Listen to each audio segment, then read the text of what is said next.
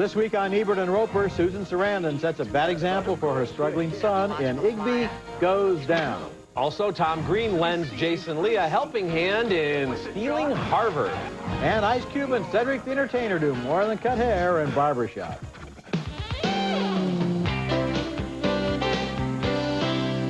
I got it, man. I got it. Jimmy, what you doing? Shh. Got that little boy sitting over there looking like a leopard. You need to cut little spots all around and have them. Look at it. Ice Cube and Cedric the Entertainer are cutting hair and cutting up in Barbershop. It's one of 6 new movies we'll be reviewing this week. I'm Richard Roeper. And I'm Roger Ebert. Our first movie is Stealing Harvard, and it stars Tom Green and Jason Lee as 2 doofuses who take desperate measures to raise money to send Lee's niece to Harvard. Lee plays a store manager who's engaged to the boss's daughter, but his niece, played by Tammy Blanchard, lives in a trailer with his super slut sister, Megan Mullally. When the niece is accepted to Harvard, he's stuck with an old promise to pay her tuition. I bet you're sorry you made that promise. What promise? And that old home video comes back to haunt him. I'm never going to go into college now. Yes, you will. I guarantee it. You get into college, and I'll pay for it. How to raise the money. The Tom Green character suggests a stick-up. Wait, I want to change. I want to be Steve. I'm Steve. You're Carl. Kyle! I don't care. I just want to go in there and do this. Kyle! The stick-up is a complete fiasco, and then Lee's sympathetic fiancée, played by Leslie Mann, suggests stealing from her own dad. Smash a window and make it look like someone broke in. Smash a window? Think I'm a little busy here, guys.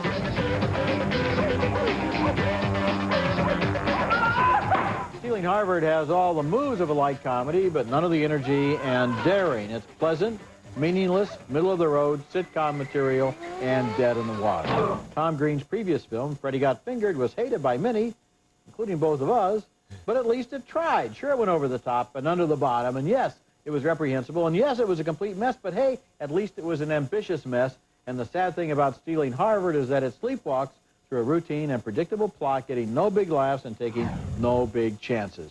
Here's a movie in desperate need of an edge. Yeah, you're absolutely right. This movie is not interesting enough to loathe, but it's pretty terrible. And Tom Green, there's no reason for Tom Green. You know, he's one of these guys like Pauly Shore who creates this TV persona and then gets a couple of movies, and then the movies usually spit these guys back out into oblivion, and I hope that happens soon, because every time I see this guy on screen, I know that he's just going to repeat himself and do wacky things and try too hard, and he's not funny. And the plot, we don't care about the niece, we don't care about the sister, there's nobody really to root for. Okay, now I'm going to say a word in defense of Tom Green. All right, I mean, that's because great. we have levels, various levels of achievement here. Okay. And if Pauly Shore is here, yeah, Tom Green is here. All right, I'll give you that. I'd actually say if Pauly Shore is here, Tom Green can go over there, but I get what you're saying. And, you know, I laughed about once every 20 minutes here, but that's certainly not enough to recommend this movie. It's really a limp movie. I mean, I just sat there indifferently. Yeah, it's bland, and that's the worst thing a comedy can be. Okay, our next movie is Swimming, starring Lauren Ambrose of HBO's 6 Feet Under. She plays Frankie here, the kind of girl you see every day in school, but whose name you can't remember when you bump into her on summer break. Frankie and her uptight older brother run a diner in Myrtle Beach, South Carolina, catering to a crowd of semi-colorful locals and more upscale tourists. Her best friend, Nicola, played by Jennifer Dundas Lowe, runs a piercing parlor. I got an idea. Let me pierce you. Free for my friends. Thanks. Sure you'd love to cause me pain, though. Then flatter yourself. I love to cause anyone pain. And that's Joelle Carter as Josie, the new bombshell in town. Come on.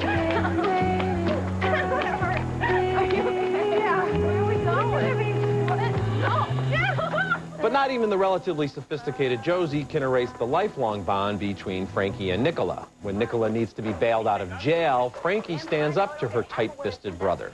Frankie, you walk out of here with that money? What, are you gonna fire me, Neil? Tell you what, Neil, you're fired. I fire you. You hear that? Huh? Like Ghost World and Me Without You and Rain and Lost and Delirious and the upcoming Blue Car, among others, Swimming is a coming-of-age story about an offbeat teenage girl trying to break free from her stifling world. It's been done before, and I think to better effect. Ambrose is a fine young actress, and the script has kind of an authentic feel, but Frankie is surrounded by stiffs and jerks. Her brother is mean, her best friend is a boorish tramp, and even Josie is transparently manipulative. That wouldn't be so bad if they all didn't commit the unpardonable sin of also not being very interesting, so I give this thumbs down. Oh, I really like this movie, and I think Josie is interesting because her whole game is to seduce people just to see if she can. Yeah. And the interesting thing about Lauren Ambrose is she doesn't fall for it. A lot of this movie is basically about Lauren Ambrose's face in close-up as she looks at her choices in life and keeps her own counsel and decides what's going to happen next. And she has a choice, for example, between that guy who does the tie-dyeing and lives in the van.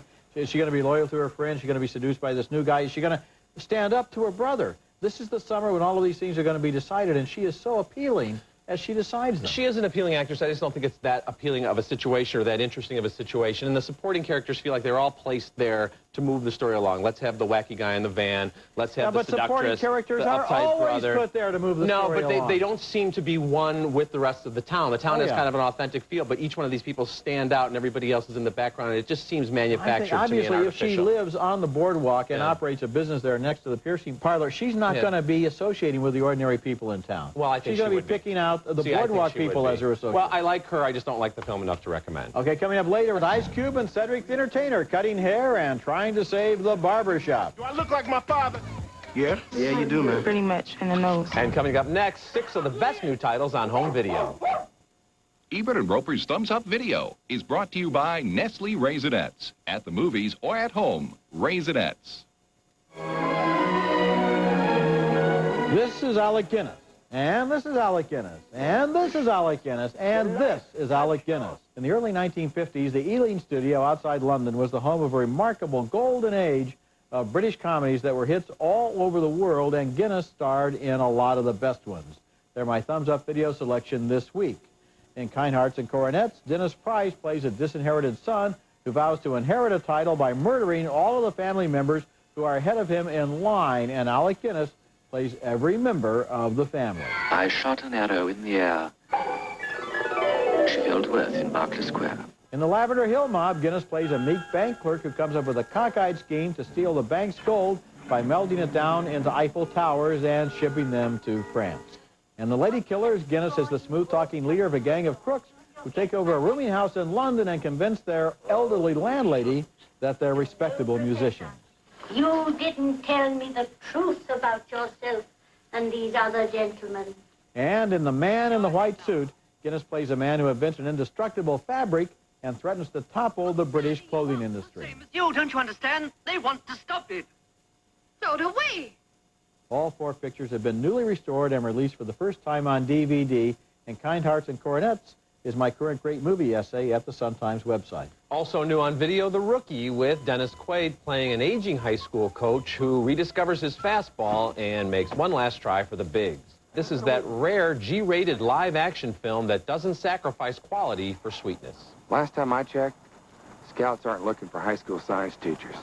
Well, not many science teachers throw like you. On the other end of the spectrum is The Salton Sea, with Val Kilmer giving a mesmerizing performance as a crystal meth addict who scrapes out a living as a police informant. He's become a shell of himself since his wife's murder. For a solid year, you're nothing without me. Over and over and over again. And you're just going to cut me loose? The Salton Sea also features the loopiest and scariest villain of the year, Vincent D'Onofrio, as a drugged-out freak who has literally snorted his own nose off. You know, D'Onofrio is just amazing there in that scene where he reenacts the Kennedy assassination with toy cars. Unbelievable. Coming up later, Cedric the Entertainer holds court in Barbershop. We can't talk straight in the barbershop. Then where can we talk straight? And coming up next, Susan Sarandon's family has trouble coping, to say the least, in Igby Goes Down. My son hates me. That's always been one of his favorite topics of conversation.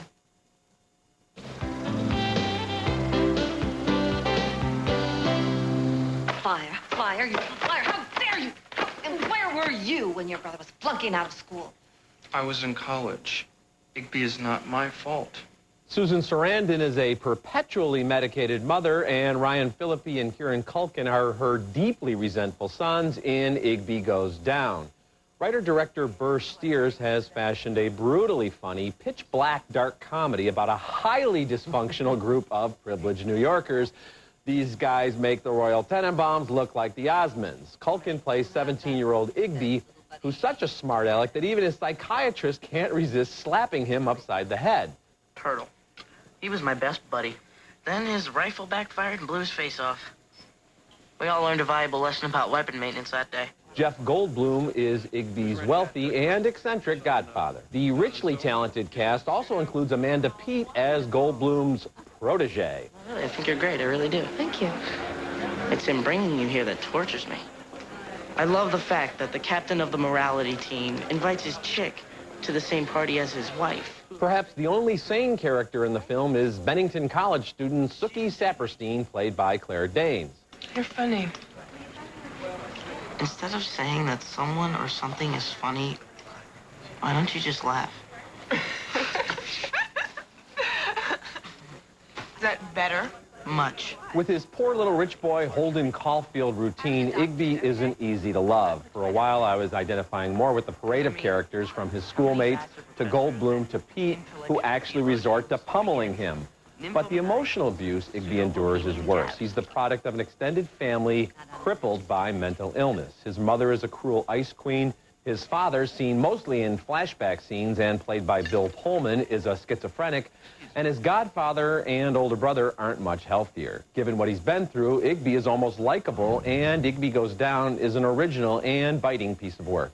Yes, it is. And, you know, Kieran Culkin is interesting here because we have come to believe that the Culkin family is just kind of an interchangeable series of cute little child actors. And it's not fair because Kieran Culkin here really does emerge as an actor who really does have edge, and he attacks this character and he makes him real and makes him original and makes him unique. And at the same time, I think Ryan Phillippe is very good as his supercilious older brother, who's always putting him down, correcting him, and trying to undermine his self-confidence. Well, everybody is really good here, and they have these strange little tangents they go on. At first you see Jeff Goldblum's character, and you're like, okay, he's the good guy, he's the godfather, he's the benefactor. He's nuts, too. I mean, so there's a lot of laughs, and then there's some really sad stuff, and Kieran Culkin really shines here and is vulnerable, and that's why I came to really kind of root for him in this movie. There you go. Our next movie is quite simply a masterpiece. It's Spirited Away, the amazing new animated feature by Hayao Miyazaki of Japan, who is considered even by the Disney animators to be the master of animation. The movie tells the story of Chihiro, a girl of 10 who's on a trip with her parents when they take a detour in what her father thinks is a theme park. But Chihiro, separated from her parents, begins to see ghostly shapes. Her journey leads her to a mysterious bathhouse where in the boiler room she meets a unique and unforgettable many-legged man named Kamaji. She said she wants to work here, but I've got all the help I need. Would you take her to see Yubaba? She's a tough little girl. I think she can handle it. The bathhouse is ruled by a sorceress named Yubaba. Why in the world do you think I should give you a job? Spirited Away is filled with exciting images and colorful creatures, so rich and inventive that although children will love it, adults may love it more. It won the Japanese Oscar as Best Film. It won the Berlin Film Festival. It outgrows Titanic to become the most popular film in Japanese history. The soundtrack for the American version has been supervised by John Lasseter, director of the Toy Story movies, and this is one of the year's best films. It's an amazing piece of work, and you know, it's as if every child in Japan did a drawing and they put all these characters into a movie. The giant baby, and there's people with 6 arms and spirits and creatures coming out of other creatures.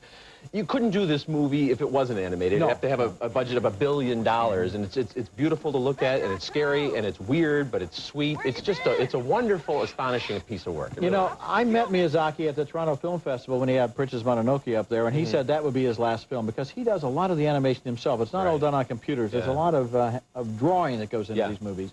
And then apparently he went back to Japan, and he ran into the 10-year-old daughter of a friend and was interested in the fact that she seemed kind of indifferent to her parents, kind of lived in a world of her own. And that gave him the idea for this movie where this girl drifts away from her parents and then has to find her way back again and question her own values. And it's just a visual feast. It's just one frame and scene and character and invention and an image after another. Well, it's the world's good fortune that he made this movie. Yes, it is. Okay, our next movie is Barbershop, and this is a flat-out hilarious ensemble comedy that probably made me laugh out loud more than any other movie this year.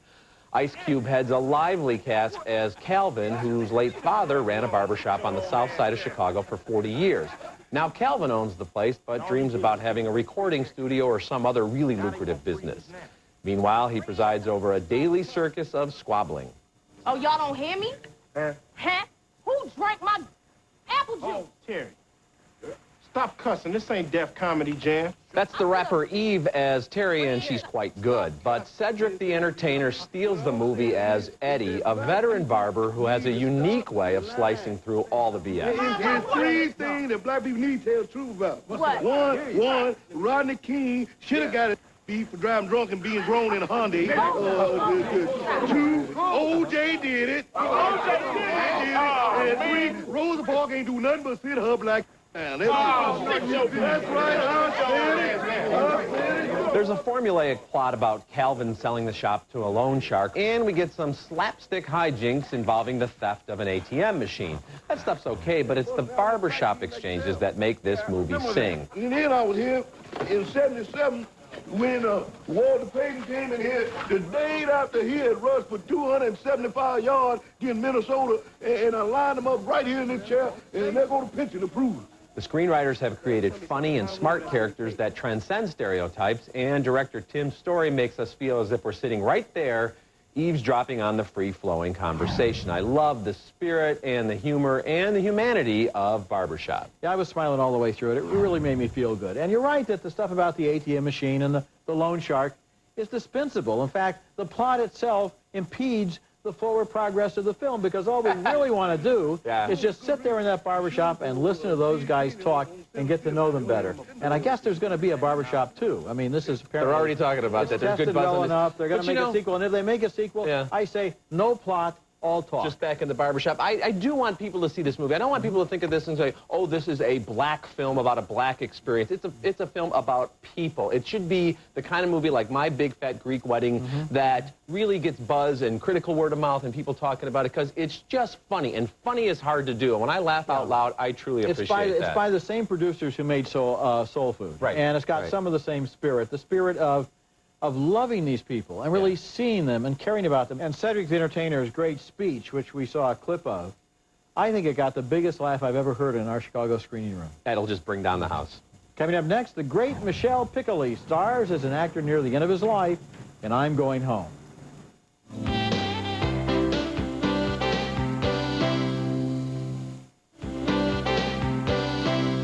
Michel Piccoli stars as a great French actor now nearing the end of his career in our next movie, I'm Going Home.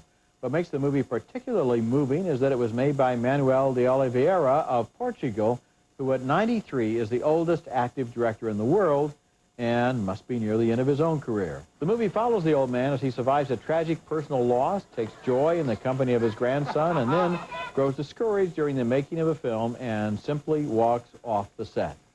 Je vais m'opposer.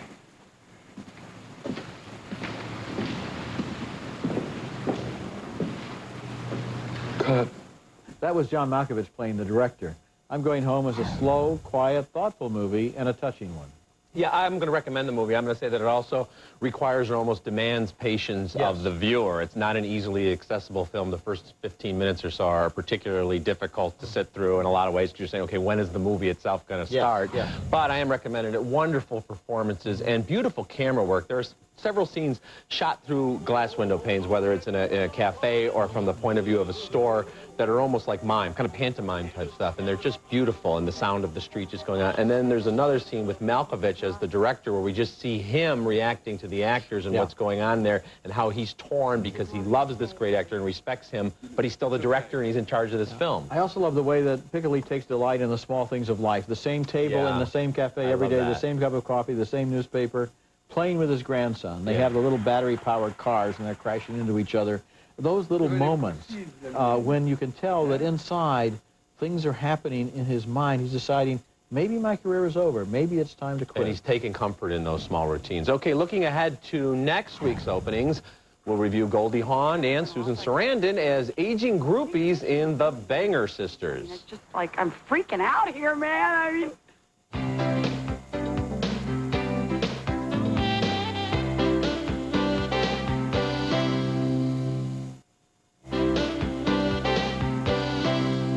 Okay, recapping this week's movies, 2 thumbs down for Stealing Harvard. We split on Swimming, 2 thumbs up for Igby Goes Down, 2 thumbs up for Spirited Away. It opens next week. 2 thumbs up for Barbershop, and 2 thumbs up for I'm Going Home. So some good movies this week. Remember, you can hear all our recent reviews at ebertandroper.tv and read us in print at suntimes.com. Next week, we'll be back with Heath Ledger and Wes Bentley in the swashbuckling British adventure, The Four Feathers. And until then, the balcony is closed. You know that speech that Cedric the Entertainer gives? If a white character gave that in a movie, it would have a totally different effect. Well, actually, it's because Cedric the Entertainer's character gives the speech, because I'm sure most of the guys in the barbershop don't agree with him, but he's got that irascible authority. You can't beat the taste of a Quiznos oven-toasted sub made with the finest meats and cheeses. Try one today. Toasty. You've heard the news. Now read the true story of Todd Beamer, told by his wife Lisa. The complete story of Flight 93. Let's roll. On sale now. At Motel6.com, you'll see this, and it'll save you more when you book online. Well, you got to click on it. We'll leave the light on for you. She's your baby. That's why you serve her all-natural Tyson chicken with no additives and minimal processing. Tyson, it's what your family deserves. Closed captioning for Ebert and Roeper is brought to you by... Take a closer look at Meineke. You'll like what you see. Now with any lifetime muffler, get a free oil change. Meineke, you won't pay a lot, but you'll get a lot.